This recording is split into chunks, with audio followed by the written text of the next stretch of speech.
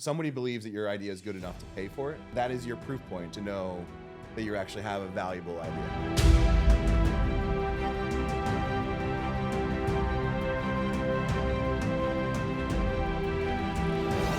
It's a little bit of a play on the old, it's not what you know, it's who you know. But if you create long, enduring relationships and long, enduring businesses, you've got the ability to be free. If you're an entrepreneur, you got to be able to tell your story in 30 seconds, in 3 minutes, and in 30 minutes. You can only see so many problems for so long and not be able to empowered to fix those problems before you start to lose a little bit of trust in your ability to serve in that organization. I hope you're mature enough to realize that that should last for about 60 days.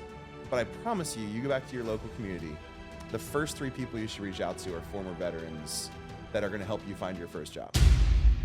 For too long, those that have worn the cloth of the country, that have fought and sacrificed for our nation, have been left out of the greatest financial engine the world has ever seen. My service paved the way for my success, and that's true for so many veterpreneurs. In fact, some of the greatest companies were created by veterans.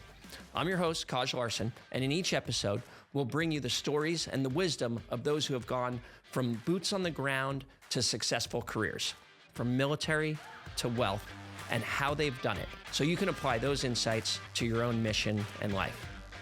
Welcome to Tactical Wealth, from military to money. If you had to describe your journey from military to money in 1 or 2 sentences, what would it be? I just learned along the way, a little bit like Forrest Gump. Like, you just start going in one path, you do something, you learn that you like it or not, and then you move on to the next thing. And if you like it and you do good at it, they give you more opportunities. So you just kind of like earn your way through it. And then if you don't like something, you move out of that step and you go the different direction. So today's guest is somebody who's gone from the battlefield to the boardroom. Dan Kunze, friend of mine, full disclosure. He's led on the front lines from the Army National Guard all the way to Capitol Hill, doing everything from national security to politics to economics. He's advised on policy, workforce transformation, and tech that keeps our nation secure. Currently the VP, Civil and Commercial Space at Leo Labs, and host of Warrior Money on Yahoo. I want to talk about transition. I want to talk about your background, but this idea of reciprocation has been really important to me because it's a little bit of a play on the old, it's not what you know, it's who you know. Yep. And one of the difficulties, I think, for veterans transitioning out of the military has been that when you're inside, your social networks are bounded to a certain domain. And one of the things that can help change your trajectory is by changing your inputs in your social networks. I know this happened to me for graduate school. Have you found that to be true in your own transition? Yeah, I mean, so let's go back a couple steps. The military teaches you how to operate within a hierarchy, a structure and a hierarchy. You are not rewarded by stepping out of the structure or the hierarchy, or you are rewarded only in like very small pieces unless you find a very unique leader, right? The civilian side, you are rewarded by creating various backgrounds, diverse backgrounds, bringing people together, having ideas that cross boundaries, like cross-functional boundaries, like to be great at finance, to also be great at communications, to be great at business, to also be great at politics. You don't have to be great at any of those. You need to know the people that are great in those places and figure out how to bring them together. In the military, you don't get to experience that until you're at least a colonel, maybe even a general officer. And by that time, you've oriented yourself to the silo or the structure of the organization you're with. So like, yes, it's a very difficult transition, but the difficult part of the transition isn't like the skills that you learn there, the leadership skills, the ability to take risks, the boldness. It's really the fact that we're linear and the world truly rewards exponential. So you've got to figure out how to play across those boundaries and those lines. Yeah, concur. Let's talk about your military background. Yeah. I was a community college kid. I went to Temple. Yeah. It's totally, and I had every intention of serving at each time that I finished the school. I knew nothing about service. So it wasn't until law school that I joined the military. So I joined the Army my 2L summer of law school. December of 2010 is the day that I enlisted in the Army. And that's on the reserve side. So it's not an ROTC program. No, you did it straight out of the reserve side. I did it about as hard as you possibly can. Yeah. So I joined basic training. I enlisted December 2010. I went to basic training at Fort Sill, Oklahoma in June of 2011. I did that. I took a course before I left at law school, came back and graduated on time 3 months later. Wow, this is fascinating. So this is, but you didn't reserve commission as a JAG. Did not reserve commission as a Right. JAG. You went into the regular, I went in- conventional side, enlisted. I was national. an E4. I was an E4 for 3 years. Okay. So I went I went in as an E4. I as an 09 Sierra through Officer Candidate School. I went to basic training, came home.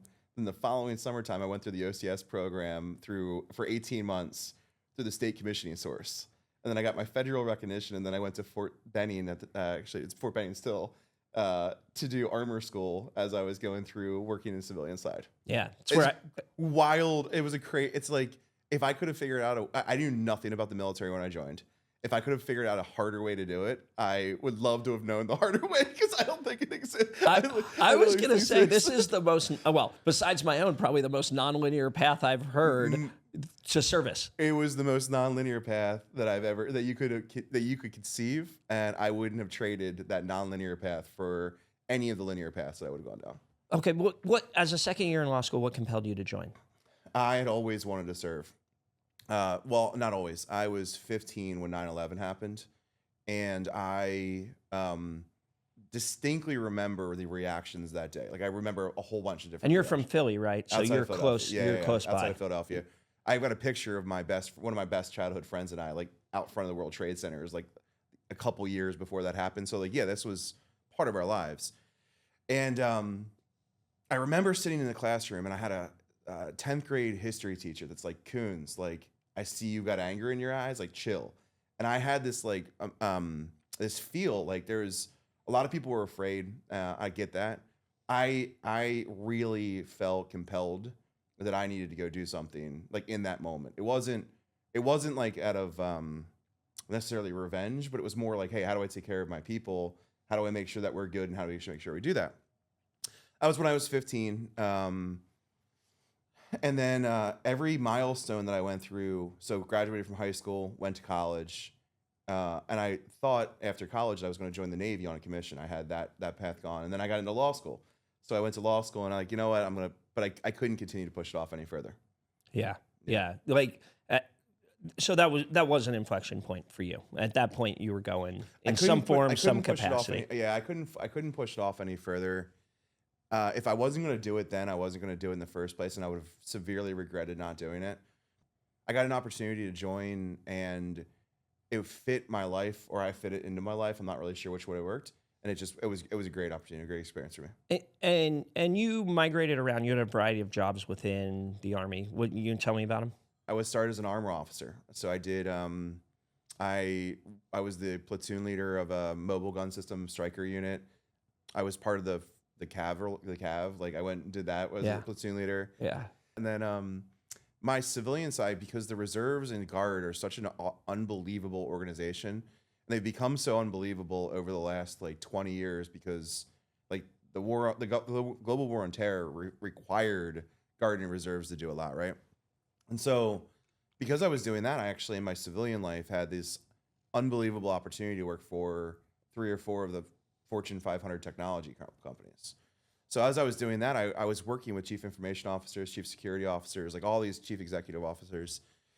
And I was learning more and more about data, technology, IT, enterprise systems, and cybersecurity. And so I transitioned to a cybersecurity-oriented role because I understood cyber from a risk management side in the reserves. Yeah. And then when I did that, then they were like, hey, you know what? The biggest problem we have is we don't know how to utilize our people. So I went into a human capital role, and I helped build the 75th Innovation Command's human capital group, and the East Coast, essentially, while we were building that. And the 75th Innovation Command is an organization that was supportive of Army Futures Command. And so we were trying to get really great talent in the Army Reserve. So you have this, like, really interesting career where you're kind of jumping back and forth across the line from civilian to reserve side. Yep. And you're theoretically, this is what the reserves do. They should harness some of that talent from the civilian world and use it to populate DOD and bring, like, the best ideas and technology. I have a really strong opinion about that. Like, I started, I used to feel in a bit of an imposter syndrome as it relates to, like, hey, you didn't do active duty time, or you didn't do certain things that you should have probably done. Whatever your job was, you signed up to do it. And not to say that everybody's perfect or that everybody's great, but, like, if you sign up and do your job, you did your job. Like there and like To me, there's a Maginot Line. You either served and put on the cloth of the country, or you didn't, and that's it. That's all that needs to be said. Yeah. But my other point is, like, if I do garden reserves for the first 12 or 13 years of my career, which is what I've done, and then I've got young kids at home, and I want to take a bit of a knee, and I'm on IRR right now. What's to keep me in 5 or 6 years coming back and putting my uniform on and going active duty or going full time? Like, when the nation calls me, as long as I haven't retired, as long as I haven't like resigned my commission, I have an opportunity to go serve if the opportunity or the time presents itself, right?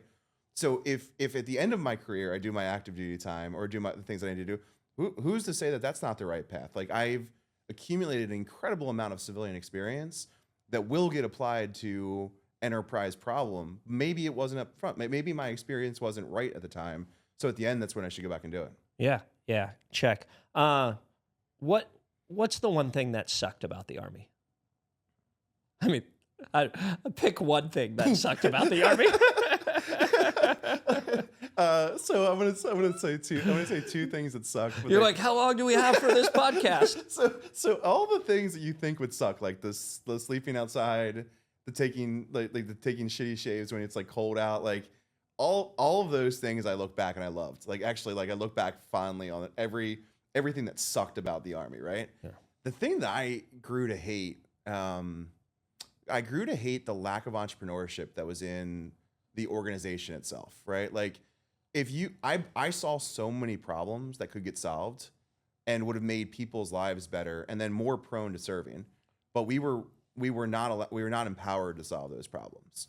You can only see so many problems for so long and not be able to empower to fix those problems before you start to lose a little bit of trust in your ability to serve in that organization. And so I loved every part of the Army. I loved the people that I met. I loved all the things that I did. I loved the sleeping in the woods. I loved the men that I worked with. I loved the men that I led. That was all great. It's when I stopped feeling that I was empowered to solve problems, and I saw so many problems that I felt like I was like, you know what, that's what I hated about the Army. Yeah, or grew to hate about the Army. And that happens in like strictly hierarchical organizations. I will say in the special operations community, it's not perfect, but entrepreneurialism is kind of built into the culture. Totally. And I think the conventional side would benefit to some degree. And I know it's hard, big green machine, like you got to move like lots of planes and tanks and shit all in the same direction. But I think the military is inherently entrepreneurial. And you kind of queued it up when you think about your transition, you are inherently entrepreneurial. Yeah. But like, how do you know? I guess you were sort of concurrently building your civilian career as you were serving. Yeah, I wish that was true. So I started working when I was 9. I had a paper route. So I've been an entrepreneur since I've been a kid. Like, I had a paper route when I was 9. I consolidated a couple of routes. I started buying supplies for multiple routes. Like, I've been business oriented since I was a kid. And then those paper route customers became landscaping customers. I had 25, 30 accounts by the time I was like, actually funny. What would we call that in entrepreneur speak? You like diversified your revenue streams? Is that what you did? Yeah, I guess. Yeah, nice. That's what I did. Yeah. At 9. Yeah, I was like, impressive. Because it was like, I started building out different opportunities, and like they would ask me like, and the first principle of all this stuff is just to show up. Like we can talk about all the novelty and all the sophistication and all this other nonsense. If you just show up and you do what you say you're gonna do, you're gonna be in a good spot. So I've been entrepreneurial since I was young, and then I became corporate because I think that's a great way to learn skills and learn scale skills. And as my life has become kind of more settled on the personal side, I've become more entrepreneurial in my business side. Let's like remember back to those days of transitioning out of the military, especially for people who are on active duty, right? I remember they send you this class, TAPS, yep. Transition Assistance Program, and they handed me a book like from navy blue to corporate gray. Oh boy. Yeah. And that was like the military's idea of helping you transition out, right? How should members who are transitioning out, based on your life experience, your cadre of experience, like how do they get out of these sort of narrow paradigms? What's the first thing that somebody getting out of the military who aspires like us to build wealth? What's the mentality? What's the framing that's right? Like you saw poor decisions on vehicles. You saw people maybe getting married really early because they thought that increased their BAH or their their take-home pay. Like until they're paying, child support. That's a whole different. That's a whole different problem. But like you saw these issues from the very beginning, and the problem that I think people should solve for is understanding that transition is hard no matter what you're going to do. It's really difficult. And what you think is a greener pasture may not be that much greener. So really think about whether or not you want to leave the military in the first place. Like really think about it. And if you're in the combat arms and there's not a direct application to what you're going to do anyway, like maybe you can reclass. Maybe go have the Army or Navy, Marine Corps teach you how to do IT systems. Maybe go figure out your in-service transition, sign another 2-year contract to go figure out a different specialty skill that's required. Build a different skill set. That's the first thing. The second thing is you may loathe the Army when you're leaving. You may be an E3, A4, and be like, I got nothing but problems from my sergeant. Yeah, I want to grow my hair out. I'm never wearing a safety vest on my motorcycle again. F this place, I'm done. I hope you're mature enough to realize that should last for about 60 days. Cool. You feel that way? Awesome. But I promise you go back to your local community. The first 3 people you should reach out to are former veterans that are going to help you find your first job. Like go find somebody from your community, somebody that exists. Go look them up and figure out whether or not they're willing to find you a job or help you. Like just get to know them, because that will be the network that you find your job in. So you can hate it as much as you want to with the time and service, but realize that that's your greatest power source is the network that you have coming out of that. And then from there, I think it's like, so stay and learn skills. 2, leverage the network that you have, no matter how old you are. Leverage that network you have in your community. The number 3 part of it is like, you've earned some level of benefit from your service. Go back to school. Go learn something that makes you unique and valuable, because you have to in this economy. Yeah. I mean, what I am hearing and what resonates with me is that when you're transitioning out of service, when you're getting out of the military, there is this like giant information gap, right? Yeah. And unless you figure out a mechanism to close that knowledge gap, like you don't know what you don't know, when you get out of the military. And you've been in this cloistered environment, right? And so you got to figure out a way to level up your knowledge. Yeah. Yeah. And there's a lot of ways to do that. Like for me, I've always said like school is the softest landing coming out of the military. Proves your social network, ups your IQ, but it's certainly not the only way, right? Certainly not the only way. Like you and I, we got these fancy degrees, right? Like truth is Harvard offers all their courses online for free. There's more knowledge in your pocket. There's the entire corpus of human knowledge in your pocket. Yeah. And we talk all often. Like I had a bunch of degenerates that ran our motor pool. Like they were blockheads. Yeah, blockheads. Like whatever. But like these dudes knew how to fix anything. If it had a diesel engine, they knew how to fix it, right? There's no reason why that isn't valuable in the civilian side. Just because you and I went and got some fancy degrees and some fancy whatevers, right? Like go do what you're great at and figure out where that value is in the civilian side. Like I totally agree with you. And the other part that we talked about prior to the show is like, the older you get, the more you realize what you don't know and how little you know. You got to give yourself the chance to be humble in the transition as well. Like that whole resentment towards your service, like, hey man, that sucked. Like I never want to do that again. F this organization, right? Like you can earn that for about 45, 60 days, but you don't know how much you don't know about why decisions were being made and what you didn't see, that you need to like take the chip away, like buff that out, and then go on and move on. On the other end of the spectrum, I want to think about sort of all these terms that are like intimidating, or all these ideas that, there might be a large part of the knowledge gap. Like when you really get into kind of the entrepreneurial side and the angel game, like you've been on both sides of that coin, right? Yep. You've been an entrepreneur and you've been on the investing side. For someone who is transitioning out of the military and is really thinking about like starting a business, moving into entrepreneurialism, what do you think that the key things to think about are for that person? There's 1,000 people that say that they're entrepreneurs. I'm just going to use big numbers, right? There's 1,000 people that say there's entrepreneurs. There's 1,000 people that say that they're investors. There's 1,000 people that say they're content creators. Like there's a lot of people that say that they're these things. My there's 10% of those are actually doing something meaningful, right? Like you can get fooled by a charlatan that's like doing things, or they're self-promoting themselves or whatever, right? Like that can work. But find the community of people, and they're generally quieter than that community, right? They're generally harder to find. Find the people that are actually doing that have like their whispered word is respected. Like, hey, I don't think that's the right thing to do. Like, go find those people, because if you listen to everything that you read and you listen to the people that are doing it, even the loudest voices in doing it, I'm worried that you're going to miss 5 to 8 years because you're following the wrong crowd. If you get into the right crowd of the people that are actually doing, that know how these systems work, that know the right access to investments, the right things, you're going to shave years off, and you're going to be part of a better longer term network. Yeah. Pressure test this idea against you when you're getting out of the service, or even when you're many years out of the service. Like, you can sometimes have like this cornucopia of ideas, right? All these brilliant ideas, right? And I always say, like, there's no IP in ideation, only in execution.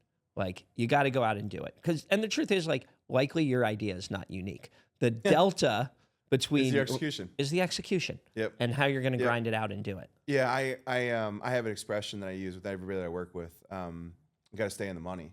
Like you can have a million ideas, but if a great idea is validated by exchange of value, right? Somebody believes that your idea is good enough to pay for it. That is your that is your proof point to know that you actually have a valuable idea. Great. And so, like, I have 100 ideas a day. Like, my wife actually has a folder in her email, like all Dan's great ideas. Like, it's all these ideas that I have. Like, but like, I've also been around for long enough to know that if those ideas, first of all, aren't worth my time, because time is of the essence, right? If they're not worth my time, or they're not scalable, you've got to ask yourself, is that idea worth doing? And so, like, that's the problem set that we walk through, is like all these great ideas, all these new things. AI is making the access to executing ideas so cheap. Is somebody willing to pay for it? If somebody's willing to pay for it and you can stay in the money, then you know that your idea has a bit of value to at least one person. And if you've got value to one person, try 10 people. And if you get from 10 people to 50 people, you might have an idea that's actually worth executing on. So that I think is the path that you have to go down. I could not agree more. I always actually discourage bootstrapping at a significant level, because sometimes the first litmus test of your idea is, can you get somebody else to pay for it? And it doesn't mean that you don't put in ultimately, because you got to have skin in the game. Okay, we're gonna do a quick little game. We're gonna do some role play. You didn't know what you're getting into today. We're gonna role play. Let's say you're an entrepreneur building a coffee company, and you run into this, big swinging angel investor, Kaj Larsen, in the elevator. Like, give me your 30-second pitch. What is your favorite coffee? Oh, I don't drink coffee. Oh, I drink tea. Well, so many other Americans do, and right now there's not a lot of great coffee right now. Like, the coffee market has been diluted. I think there's an opportunity to create a new brand right now, and not for nothing. I've got 3 little kids that want to work in a coffee shop, and I've got the ability to sell into other larger enterprise coffee organizations, and they're just looking for new, fresh brands. So that's what we're gonna go do. That's cool. What's it called? Malvern Coffee Company. I like it. What's the genesis of the name? I live in Malvern. Yeah, I live in Malvern, and build what you know. And to be really brutally honest, last summertime, I was thinking about a place where I could teach my kids business skills, and I was thinking about a reason why I could go to Costa Rica and different places. And I was like, well, a coffee company allows me to do that. And so I started looking at the market, and some of the larger companies had just gotten bought by private equity. I don't think Starbucks is in its own world right now, trying to figure out what they're going to be when they grow up. And the local convenience store coffee has been really not good.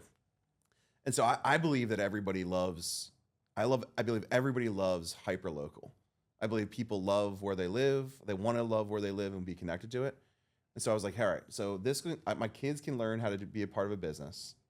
I get to travel to go find cool beans when I want to, right? Coffee beans when I want to. And 3, I have this idea because of this beautiful place that I live in to create a coffee brand that's like synonymous with the place that I live. And that's why we created the coffee company. Epic. Let's schedule a meeting with one of my 7 assistants and let's talk about it some more. I can't wait. Yeah. I can't wait. No, look, Let's just schedule a meeting over coffee with you. Yeah, exactly. No, look, this is textbook. Like, just as an instructional lesson, there is so much wisdom in what you just did there, right? Now, look, it takes a long time from like taking off the uniform to getting to what you just did, but like engaging somebody in like an honest and genuine way, asking a question, right? And like, look, if you're an entrepreneur, you got to be able to tell your story in 30 seconds, in 3 minutes, and in 30 minutes, right? And you just did the 30-second version. You engaged me, right? Then you told me the TAM, right? The total addressable market. Like, it's a giant market, right? And most importantly, you did something that resonated emotionally. You told me a personal story. And I think so many people out there hustling are trying to like close in one interaction, and you're trying to do the opposite. All you're trying to do is establish a human connection, and then like, let's build this relationship. And ultimately, Kaj, you may write me a check. It is exhausting trying to chase transactions all the time. It is exhausting. You're always $10,000 away from peril if you're trying to chase transactions. But if you create long, enduring relationships and long, enduring businesses, you've got the ability to be free and create your own sort of gravity. Absolutely. All right, we're coming near the finish line here. We got a little segment, rapid fire. Best investment you ever made? My wife. Amazing. Dumbest financial mistake you've made? Trying to rush everything. Military skill that's been the most helpful in business? Writing down what my thoughts are. A military habit that has continued to carry over into your civilian life? Working out every day. Yeah, same. Yeah, it is essential. Working out every day. My body weight can fluctuate, like, because it just does. I have to try to sweat every day, and if I don't, it doesn't work. Yeah. What's your media diet in the morning? I read the Wall Street Journal. I read the business wires, the different business wires, and then I read the news in my stock portfolio. What's your first thing you do in your morning routine? Box Mondays and Fridays, and try to get some level of exercise every other day. I do want to leave people with some principles, like some actual like digestible principles that can potentially help nudge them on their entrepreneurial journey. Mm-hmm. and remembering what the North Star is, right? Like, you've served your country, you developed skills within the military. I think our thesis is that those skills are applicable in the civilian world in different ways if you harness them correctly, right, and if you up your IQ, right, your economic IQ. So a couple key takeaways. What advice would you give to a veteran who wants to start their own business? If you want to start your own business and you're transitioning out of service, go get your MBA or go work for a big company first. Go get a little of experience first. Go learn what scale. If you want to start a technology company, go find a technology company and work there for 2 years. If you want to get into finance, go get your MBA and then go into Wall Street. Like, go do something first, because it's really hard to make the transition without some sort of transition to transition. How can people follow you, support what you're doing? Yeah, you can follow me on LinkedIn. You can follow me on Instagram. You can follow me on Twitter. You can find me on all those different platforms. You can reach out to me directly in whatever way you want to. And as you know, this world's cosmic. So start connecting the right people together. And then what we're going to do is elevate the status of our community. Dan just dropped some serious tactical intel. And whether you're navigating a career transition, launching a startup, or just trying to figure out what comes next after service, today we heard about turning discipline into impact, finding a new mission and purpose, and using your skills from the military as currency in both public and private sectors. If you're taking notes, we also hope you're taking action. Dan, thank you for your service and your continued mission. To our listeners, thanks for locking in with us today. We'll be back with another guest soon. Till then, stay tactical, stay driven. Hey, thanks again for locking in with us today. I hope this episode stimulated the old brain housing unit. Step 1 to becoming richer is becoming smarter. And I hope some of the lessons and ideas from today have sharpened your knife. As always, I hope you're taking notes, but more importantly, that you're taking action. Thanks again to Siebert.Valor and Siebert Financial for the support. And remember, stay tactical, stay driven, and don't forget to bang that subscribe button.